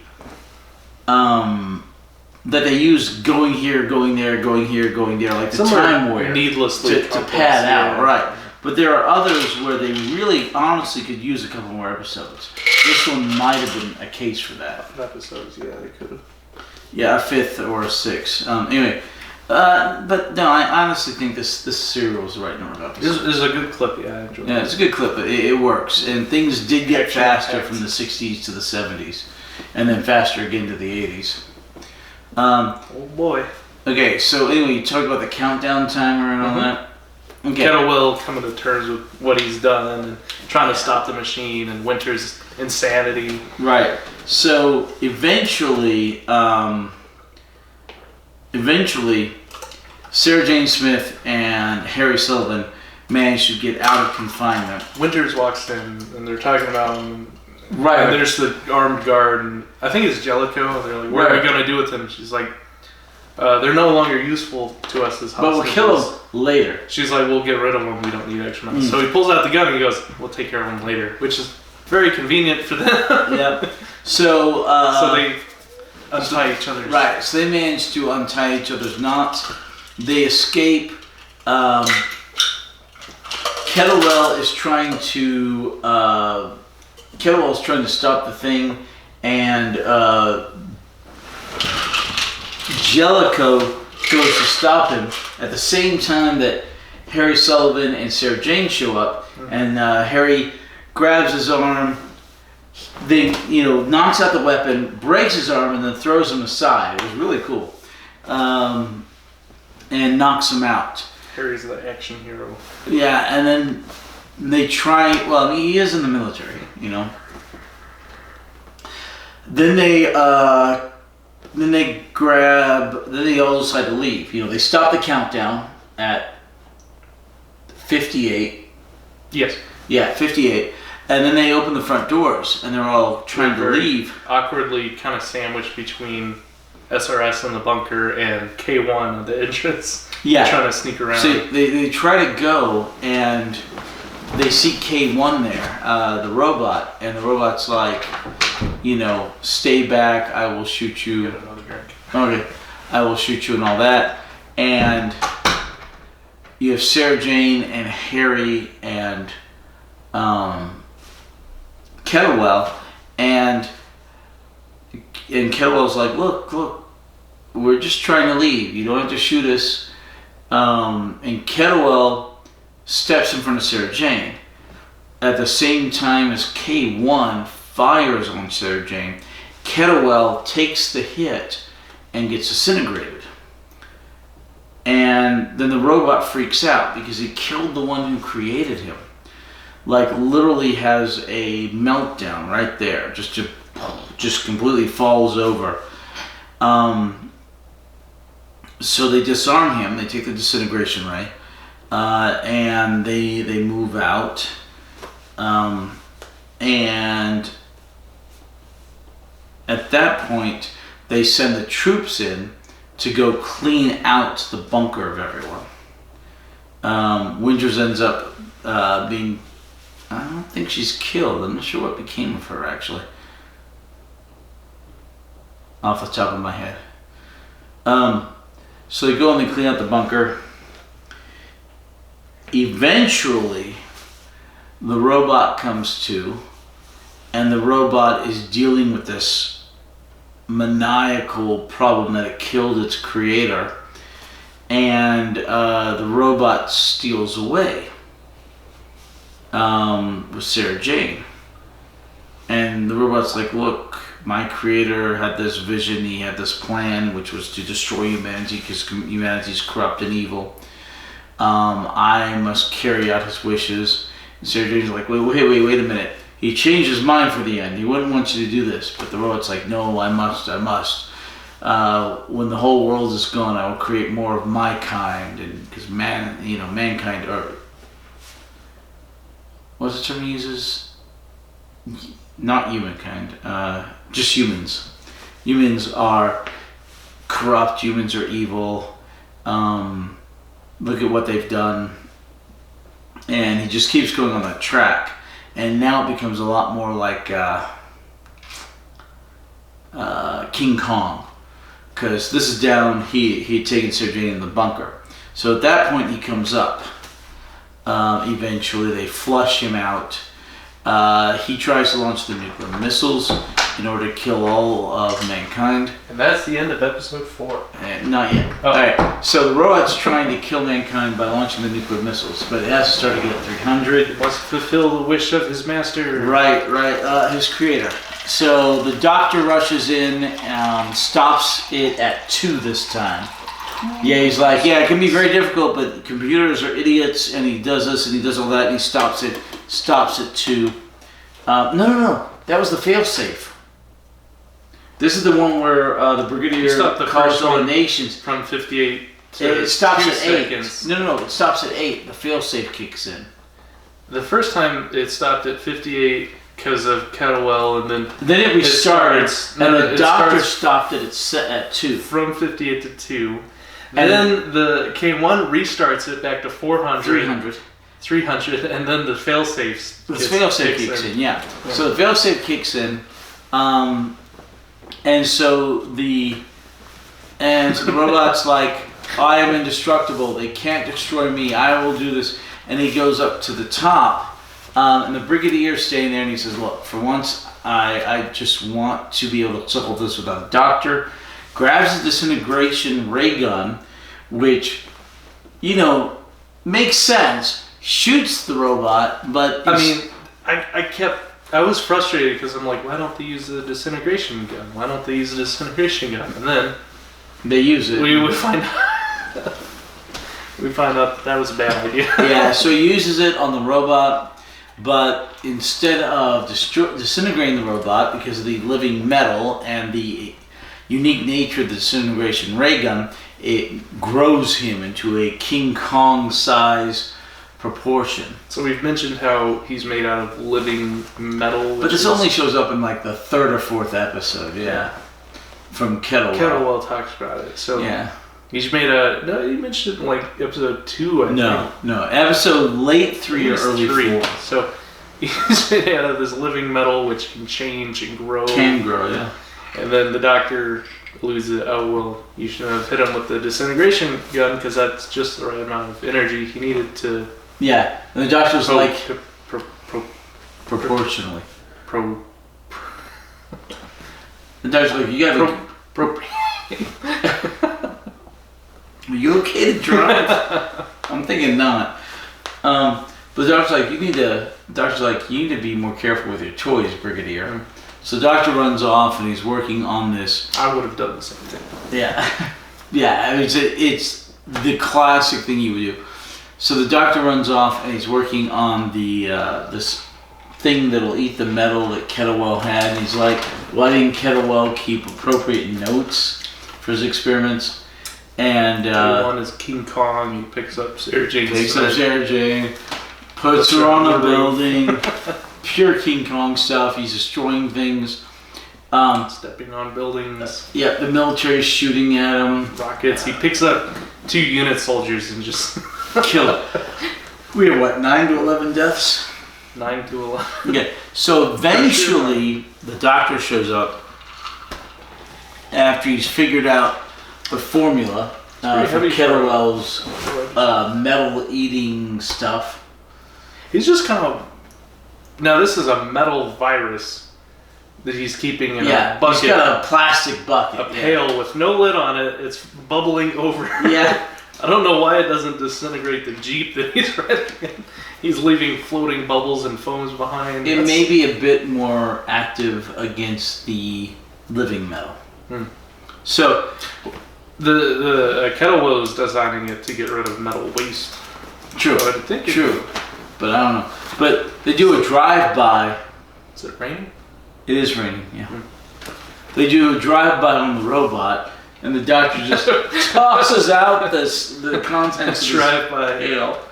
Yeah. And that's a big problem in Europe is people throwing acid in people's faces. Really? Because they don't have any guns.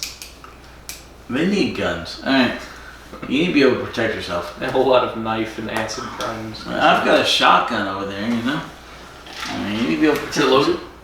No, it's not loaded. The bullets are nearby, but it's not loaded. I would only keep it loaded should things go really dire and I'm afraid for our safety. Otherwise, no. It's kind of like a fire extinguisher. You hope to never use it, but you keep it on hand just in case, you know. Do you keep the fire extinguisher loaded? Yeah, I've got a fire extinguisher in the kitchen. Is it loaded? Well, it does need to be refilled. It's been a few years, but yeah, Joe. Okay, so the doctor drives by, throws this anti-metal stuff on the robot, and it starts to eat him and causes him to shrink. And eventually shrinks down and becomes the size of a normal human. There's a word for it. What? Downsizing? What's the opposite of proliferation? At first, his living metal atoms are fed energy through the disintegration gun, which causes them to his metal components to proliferate, which he just increases in size. And then, as the metal is being eaten away, it's not necessarily disintegrating. He's just compensating by growing smaller. But eventually, he gets to a size, he reaches his normal size, and then it just completely disintegrates. Yeah. There's some sort of word that I'm trying to think. Alright. So anyway, he's done for. They do the mop up. The whole time, okay, so this whole serial, we're being fed about how K1 is more than just a robot, a machine. He learns, he's designed after Kettlewell's own brain. He feels pain and compassion and conflicting emotions.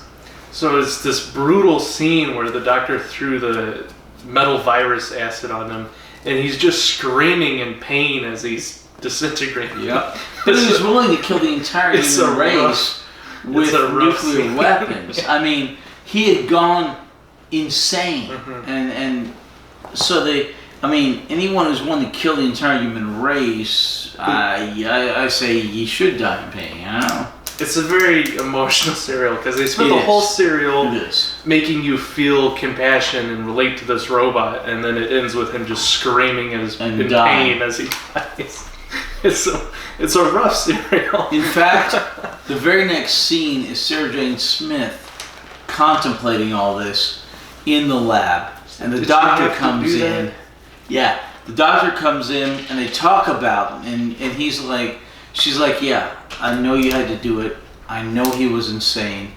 I know there were all these problems, and I understand that, but it still hurts. She still feels the pain, you know? And so the doctor says, well, you want to get away from... No, he offers Jelly Baby, which we've seen the second doctor do before. Jelly Babies are a real thing, right? That's yes, like they are. British. I've gotten some from World Market. They're gummy bears, but British version. Really good. They are, actually. And he goes, one Jelly Baby, and... made out of jelly. Yeah, she eats the Jelly Instead Baby. of whatever gummy bears are made of. I don't know. Nitroglycerin. I don't know. But, so he's like, well, what'll take your mind off this is a trip. Let's go in the TARDIS. And she says, well, what? Wait, why? And he says, no, let's just go. And then Harry shows up. And you're like, we were just going to go away in the TARDIS. And he offers Harry a Jelly Baby. And then Harry's like, well, you can't leave in a police box. That can't go. And the doctor takes back the Jelly Baby and throws it back in the bag, half-eaten. The half-eaten. Half-eaten Jelly Baby. And the doctor's like, huh? What's the word for that? Childish. What's the point of being an adult? Well, you can't be childish sometimes. Yes, love that line. It actually came up the other day in conversation. So anyway, and the doctor's like, Harry's like, we can't fly away in a police box. And the doctor's like, well, who says so? And he says, well, it's just ridiculous. And the doctor goes, well, why don't you go in there and, it'll make me feel better if you show me that. And so Harry Sullivan goes in and goes, wait a minute. And then the doctor and Sarah Jane go in. And the episode ends as they take off, and the Brigadier comes in and goes, oh, the Queen. The dinner with the Queen. Oh, never mind. I'll tell you you'll be late. You'll be late. It's like adult apple juice. Yeah, I know. I love Magnum Flame. Let me know when you want some. It's fantastic. So, the doctor literally kidnaps Harry on a very life-threatening, potentially journey. Basically. We've seen companions die. So, once again, I have to discuss the morality of the doctor. He's like this Loki-esque trickster god who puts people in peril for his own amusement. But he saves people constantly. He tricks Harry. He loves mankind. He tricks Harry to come onto the TARDIS to a journey that he knows Harry's only getting on the TARDIS because he doesn't believe it's going to go anywhere. And he kidnaps him into this very life-threatening, most probably a life-threatening journey. Although he would never admit that he would ever put his companions in peril because his command of the TARDIS is so accurate. And he does eventually admit that he puts his companions in peril. And to be fair, I can't wait for that episode because Harry Sullivan does not die. Not in the TARDIS. Well, he could have. It's true, he could have. We have seen companions die before. Most notably Sarah Kingdom and Kiara? Kiara? Yeah, something like that. Kira? Yeah, companion for like 3 episodes. Like 2? Yeah, 2 to 3. 2 or 3. Alright, okay. So, what did you think of this serial? Loved it. Yay! Very Me emotional. too. Me too. Action-packed, fast-paced, compelling. I like the villains a lot. There's a lot of diversity. We have the plot twist with Kettlewell. We have the Winters was just a Hanya. Winters was. Yes, I'm willing to blow up the entire world. That's the first few nuclear missiles. Maybe they'll listen. It's like, holy crap, lady. We have K1, who's the villain that's you're relatable, or you feel bad for them. They're thrust into that situation. And a bit of Kettlewell. Kettlewell's the plot twist, the one that you don't see coming at all. So I really like the dynamic of the different villains. This is a really good episode. I like bunch of good villains, bunch of good heroes, new companions. K1 was really good. I love the voice acting of Michael Kilgriff. Yeah, Kilgriff. I really liked the design of the robot, mostly. It's kind of goofy looking, but it's also a lot of fun, and I like the color scheme. It's like a Power Rangers villain. Like I said, it felt like a Hammer film. And Winters is the Rita Repulsa from the Power Rangers. It's a cool dynamic. It is. So I feel like it was ahead of its time, honestly. It's like an 80s thing that happened in the 70s. 74, 75, yeah. Okay, so what questions do you have for me? We covered a lot as we were going through the recap. A lot of which are just discussion points. We talk about the Doctor's personality once again, and the development of the Doctor's personality after he regenerates. One of the questions I had was, we've seen the Doctor has fail-safes to get into his TARDIS. He has keys, or the ring he used the one time. The ring. He has metabolism detectors to let his companions in. But the metabolism detector never really seems to let him in. And I wonder why he hasn't. Does that mean the nature of Time Lord's metabolisms are different? Because he constantly says that he has an increased metabolism. That's why he can regenerate. 2 hearts, yeah. Yeah. So I guess maybe his metabolism detector doesn't work to unlock the TARDIS for him, or maybe he intentionally doesn't use it just in case. No, the thing is this is a problem with all shows, but very much with Doctor Who. Things work if they help the plot. Things don't work if they help the plot. And we saw that he kept the key in his boot again, but the key itself was different as a necklace this time. Well, yeah, remember I told you about that, with Pertwee actually designing that, and then Tom Baker keeping it for a couple seasons, which is really interesting. So we see an appearance of the TARDIS's wardrobe. Its vast wardrobe of different outfits that he's accumulated over his adventures. We've seen that before. We have. Why doesn't the Doctor ever blend in with his surroundings more often? You think because he's always just a sore thumb out wherever he shows up in the future, in the past. They always comment on, look at their clothing. This person isn't from here. Why doesn't he blend in more often? Because that's something we mostly only ever saw with Hartnell. Because he would wear disguises a lot. He would blend in as a French officer. He would go out of his way to get clothing and blend in. Occasionally, and we saw it also a bit with Trout when he was pretending to be other people. Remember, disguised as a woman and stuff. But no, I forgot about that. Yeah, but no. Certain Doctors do that more than others, just as their personalities are different.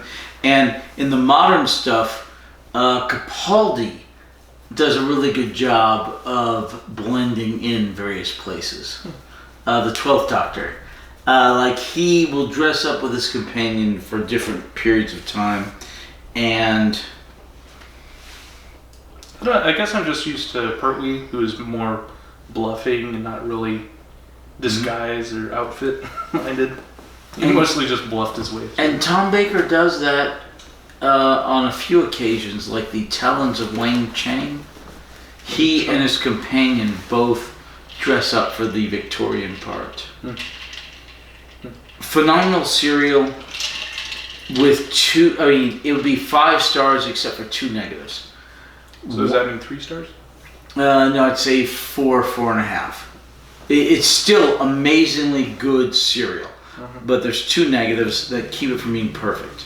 One is the rat is a bit of a joke in terms of a bad guy. It's a giant rat, but there's a lot of rat talk in this serial. Yeah, it doesn't look We real. refer to K1 as a rat. And the other one is a very late example of yellowface, where a white person puts on enough makeup to look Chinese.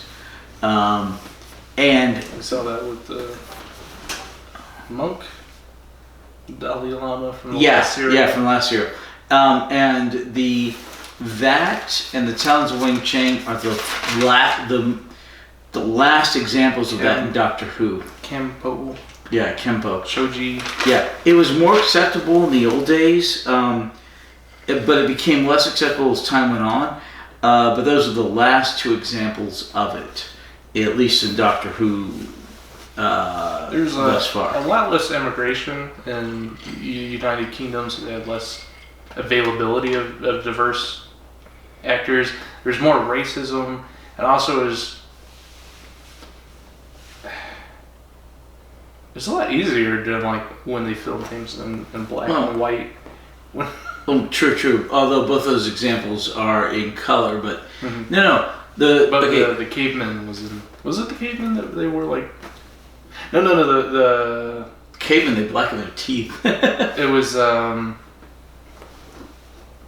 what's the one where they're getting the water from the TARDIS because of the condensation? Oh, Marco Polo. Marco Polo, they had the blackface. Yeah, but no. The thing is, the British Empire was so vast that people would emigrate from India because it was British into the United Kingdom, from Egypt because it was British into the United Kingdom, from Hong Kong because it was British in the United Kingdom.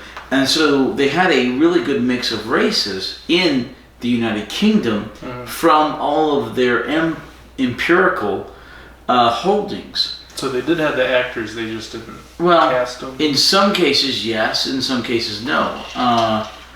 But they later on would go with more of the... I mean, okay, there's always the question. Do you take the best actor for the job, regardless of race, and put him in there?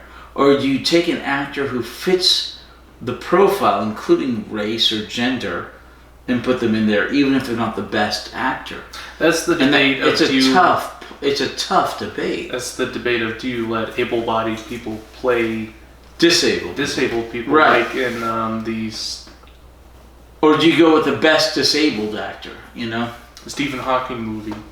Right. Because that made sense because he had to play an able-bodied person at first, and then he had to play the right.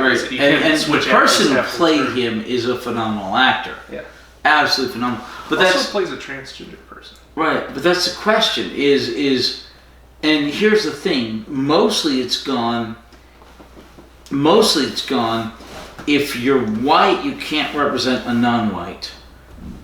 But if you're non-white, you can represent a white. I hate the double standard. But just... Very much so. You see that with Chappelle and Key and Peele. Whiteface. Oh, you're talking about white chicks? Oh, that too. Huh?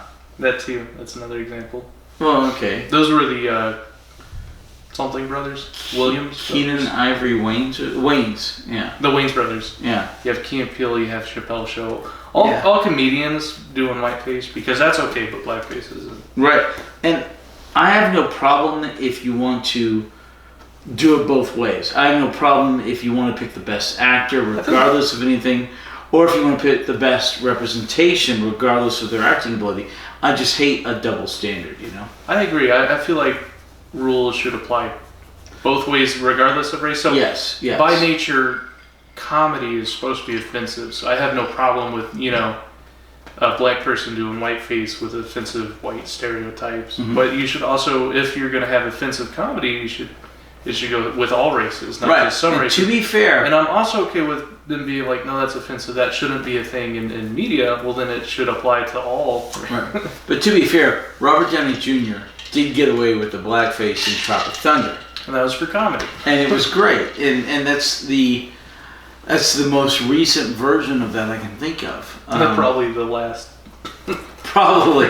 But no. If you want to have a Hispanic guy, or Puerto Rican or whatever, play Hamilton on stage, which he's doing, or did, when Hamilton was white, fine. If race doesn't matter, great. I don't care. But then don't say a white person can't play Martin Luther King or something. We see a lot of English people with American accents, a lot of Australians playing Americans with American accents. New Zealanders playing American, and that's fine because they're great actors. Like Ewan McGregor, Hugh Jackman, all great actors.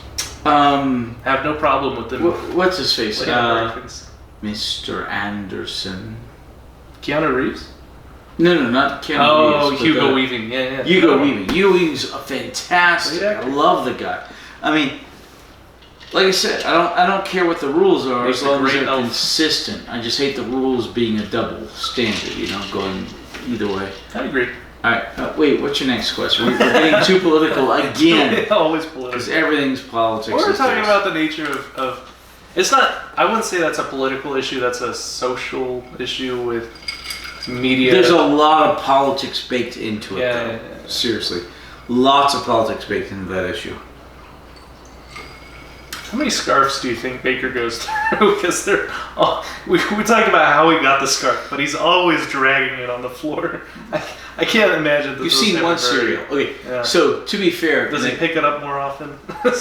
They're different. He does different things with it, but to be fair, there's a couple of cereals from now. There's the Suntaran experiment, and filming one part of that, Tom Baker breaks his arm. Ooh. And they hide that fact. The Suntarans commit. No, he doesn't have a sling like the white sling. He's just holding his scarf. No, the scarf is the sling. Oh. The scarf wraps around his arm as a sling, and it's fantastic the way they did it. Interesting. Yeah. But I just imagine that scarf must be constantly getting frayed ends by dragging on concrete. I have no clue. Constantly patching. They may trim it occasionally, but no, I don't know if it was one scarf or 5 or 20. I don't know. But it's the same scarf or a scarf just like it until the 7th season when they go purple. And he looks like he looks like a pimp, and it's bad. Is it a purple scarf? It's bad. Yeah. Do you think the doctor's an insomniac? Because we see him falling asleep. Or is that just because of his regeneration? Is that a personality quirk that we get with this new regeneration? Or is that just because he just... Generally, we don't see the doctor sleep. And he kind of implies he doesn't need to, like an elf in D&D. But... My eye's twitching a lot. Okay. I don't know if it's noticeable. Okay. But if you think I'm winking at you, it's... Okay, but he does sleep in this cereal, and I don't know if it's because of the regeneration or not, or if he was just tired. Are you okay? My eyes just twitch. Bessie's back. We saw Bessie again. I didn't think we'd see Bessie again. This is probably the last time we see Bessie. Pretty close, yeah. If not the last time. We talked about the rivalry between the Doctor and K1 and how we had that rare moment of how K1 outsmarted the Doctor. That was fantastic. I loved it. We talked about the design of K1, Living Metal, the scale of unit and episodes with the budget and the production, all the people and the vehicles, and the tank, which was a picture. Yeah, the tank was pretty bad. Doctor Who special effects. Jelly babies. Feel bad for Rebecca. I think that about covers it. We talked about how the Doctor kidnapped Harry. And then we talked about why Harry is a companion. Yeah, that's all the questions, I think. Alright. We just covered it. Okay, so next time, Ark in Space. Ark in Space. Okay. Okay, not to be confused with the Ark. A-R-K, not A-R-C. No, but still, not to be confused with the Ark, which was the first Doctor serial. I don't remember the Ark. Yeah, with the statue and everything. Mm-hmm. But, we do need to vote. We have voting to do for, what is this season? Season 11. 11 on already. Yeah, no, that was last season. This is season 12. Right? Oh. This is season 11. Voting on the... Okay, so what was season 10's best serial? That's what I'm trying to find. Let me see if I can find it real quick. You seem unorganized. This is why I want to digitize it and put it on a tablet, and I can pull things up by documents and keywords. And sorry. No problem. I'll find it here. Stall for time. I'm sure. Okay, wait. Let me check the time on the video. Season 10 was obviously. Oh no, we're still good on battery. So. The Three Doctors, obviously. Okay, yeah. It's gotta be favorite Doctors. Season 10, but probably not our favorite Doctor episode because it was an anniversary thing. Okay, the first one. Alright, so season 11 we have the Time Warrior. Invasion of Dinosaurs. Also a fun one. Death to the Daleks. Daleks are always good. The Monster of Peladon. That's really cool because we return to Peladon. Yep, and Planet of the Spiders, which was what we did last week. I like Planet of the Spiders. I like the villain a lot. The hubris. Okay. It's really the villains that mostly make it the episodes memorable for me. That's what I probably pay attention to the most. If you have a lame villain, it really kills the serial for me. Okay, so speaking of villains, okay, so here we have our first... He's an ogre, or what is his race called? The Potato Head? What is he called? He looks like a Sontaran. Sontaran, there you go. So you're the Sontaran. Really hard to look at. And some human bad guys. Here you've got a lot of human bad guys than dinosaurs. We see Mike Yates as a bad guy. Yeah, and Yates is a bad guy. Who has zero consequences for his actions in this area. Alright, so here we have the Daleks. The Daleks. Classic villain. Here you've got the actual Agador of Peladon. Agadon. And you have the Ice Warriors as bad guys. Yeah, back to bad guys. I really like them as good guys. They make really good bad guys. Alright, and the Planet of Spiders, you have the spiders and a bunch of humans as bad guys. I feel like Yates. I feel like I'm in the minority on Yates this. Is the guy in that one. Again, yeah. I feel like I'm in the minority, but I really like the spiders as villains. I feel like you didn't like the spiders. They're creepy to look at, but like the main spider was really dumb, had a lot of hubris, but just made a great villain, I think. You're talking about the great one? The great one, who just... It's something we've never really seen in Doctor Who before, where the Doctor succumbed to mind control because her consciousness was so expanded over years and years with the whatchamacallit crystals, the sapphires. What planet was that? Metabilius 5. Metabilius 5 sapphires. How do I remember that? You're really good at this. I'm just a Whovian. All right. So what would be your least favorite here? Least favorite. These are all fun to talk about. Oof, I really like the it's a toss up between these two as my least favorite. The special effects here were pretty bad. That was my reason. The Daleks are classic villains. They're kind of turning into like a rehashed trope, kind of like we got tired of the Master. Every time not they got tired of the Master, but the actor died. Yeah, no, but he kept falling into these same tropes of he gets away, and then we just kind of got tired of seeing the Master again and again. The Daleks, every time they showed up, they won season favorite after season favorite. Every Dalek episode was this they were really good epic arc, and now it's kind of like it's the Daleks again. But Invasion of the Dinosaurs was a ton of fun. It's kind of a rough serial. We really bad special effects. There's more fun because it was goofy rather than compelling villains. Bad movie night material, yeah. So I'd say either one of these aren't probably my least favorite. Let's go with this. Why was this one your least favorite? Not memorable? Yeah, no, it was just, they're here, who cares? I feel like I like that one more than Invasion of the Dinosaurs. I'd say this was my least favorite. That would be my second least favorite, but I like that one more. Okay, I'm saying it really speaks to how good season 11 was, because I still like both of those serials a lot. Okay, good. But they were the weakest two out of our... No, they're going to be seasons where, you could get through the entirety of season 12 and decide that Robot is the weakest one. And a lot of people do that. It's a great season. It was. The other possibility is the Cybermen one at the end. Ooh, Cybermen are coming back.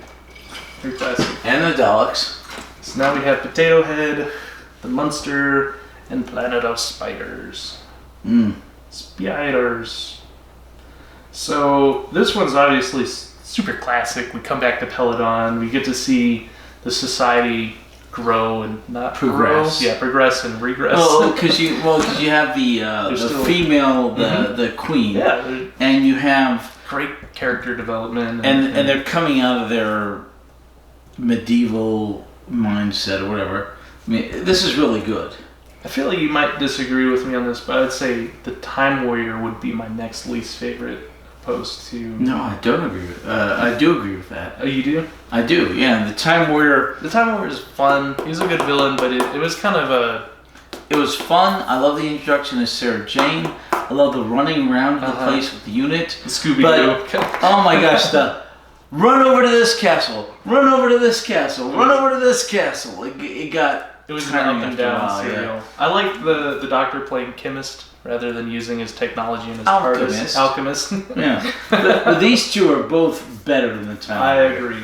All right, so good. All right. So now, I'm lost. I like both of these serials a lot. What's your thinking on these two? I'm torn. I am so torn. The Monster of Peladon gave us Agrador, gave us. Well, we've seen him before. He's kind of a returning character. Well, yeah, but I mean, he gave us the He's fun. Queen. It was a real heartbreak when we lost Agrador. Yeah, Big there's so many good. He's constantly portrayed as a villain, but he's just a big fluffy teddy bear. And then he sacrifices himself to save the queen. So it's So many good things here, and the Planet of Spiders is just. I don't know.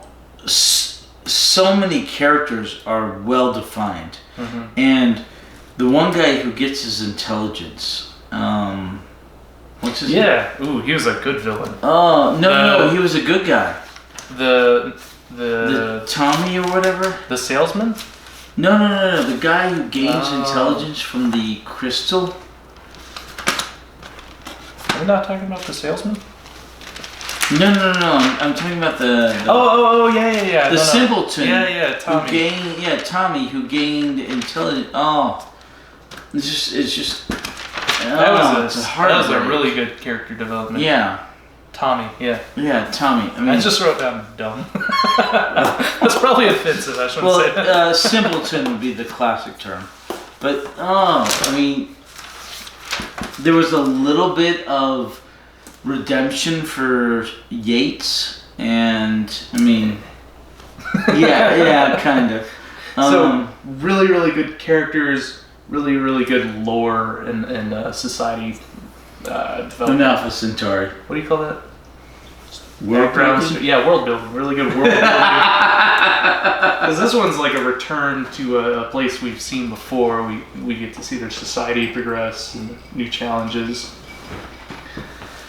Oh, I thought I had made up my mind, but now I changed my mind again. I feel like Planet of the Spiders sure have really good. Oh man, I still can't make up. This had really good characters, character development, and villains. And really cool standalone scenes where you see Tommy stand up to the spider. And Mind control people. Tommy's standing when they're all shooting at him and stuff. We finally see Troughton's mentor arc come to a close, where he talks about the monk that sat under the tree that gave him advice. We finally come back to that and see that he was a Time Lord and how their relationship fit. It's still kind of shrouded in mystery, but that's the best conclusion we're gonna get. Whereas the Monster of Peladon. Peladon's just a classic planet with this struggles of this society that's not advanced. It's kind of like a Native American-esque situation where you have these indigenous people and they're, well, that's probably not a good example. They join this a lot more advanced society. Group of people because they want their resources, but not necessarily. There's a lot of conflict. It's a lot of good storytelling, and I'm lost. What do you think, Ed? I honestly, I could go either way. Me too. I'm actually leaning toward Planet of the Spiders. The bad guys were so good, and Tommy's arc was so good.